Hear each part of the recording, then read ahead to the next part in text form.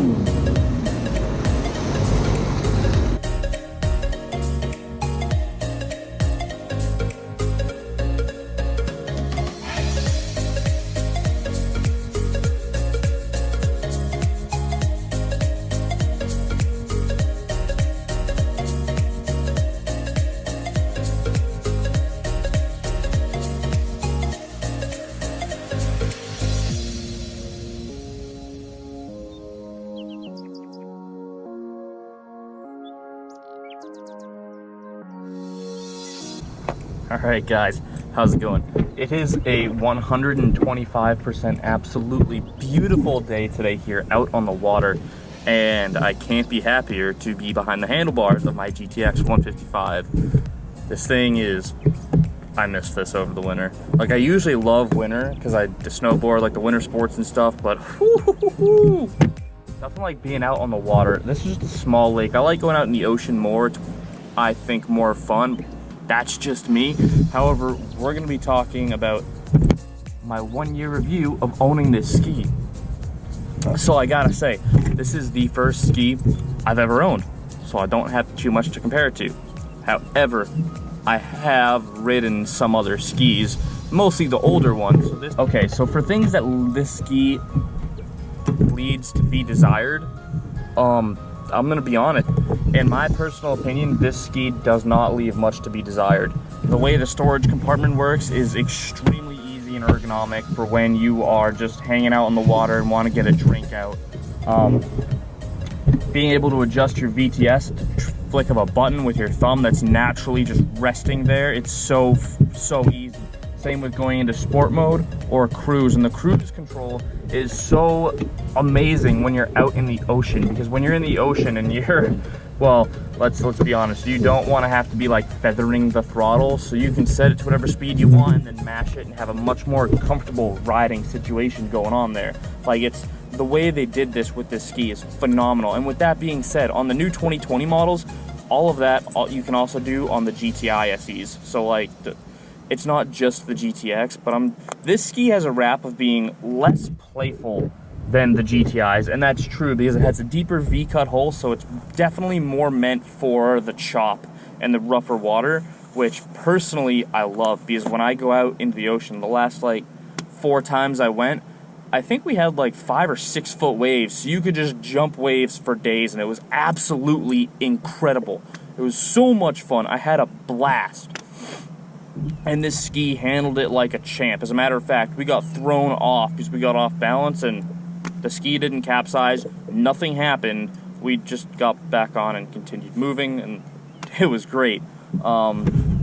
I love this thing. You have the ability, I didn't get it with speakers, I didn't get it with the knee pads, I didn't get it with the depth finder, and I didn't get it with heated grips that come with that you can get with the 2020 model.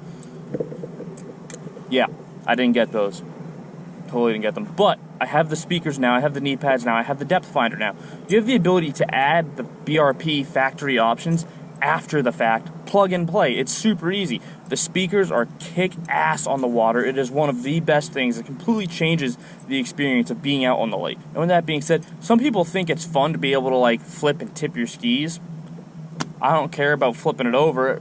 If I get thrown off, that's what I'm looking for. I want to have enough fun to get thrown off, and this thing can do it, and you don't have to worry about flipping it back over after the fact. Like it's awesome. This ski is so much fun. It is still playful enough to be able to have fun on a calm lake like today, and you can just have fun. It's carefree, worryless fun.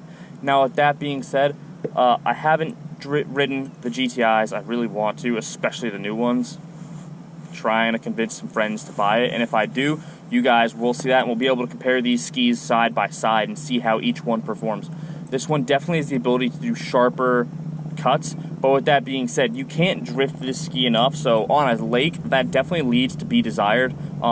If I was specifically just getting a ski to go on a lake, I would probably get the GTI, because you can drift it a little more and have some more fun with it. You definitely cannot drift this ski, but other than that, that would be my only real downside and drawback to this ski. Other than that, I absolutely love it. It's fantastic. The speed, some people think that 155 horsepower isn't enough. Or now in the new ones, it's 170 because, you know, they did away with some engines and moved some stuff up. But so the 170 horsepower, the top speed doesn't change. It's 55 miles an hour. On a lake, you can go 55. In the ocean, you'll never be able to see 55 because sometimes the water's just too rough. I won't say never. Sometimes you have it that's glass, but for the most part, the water's going to be way too rough for you to hit that 55 miles an hour. I think I did it on the ocean like twice, and it gets sketchy real quick. With that being said, though, like the 155 horsepower is plenty.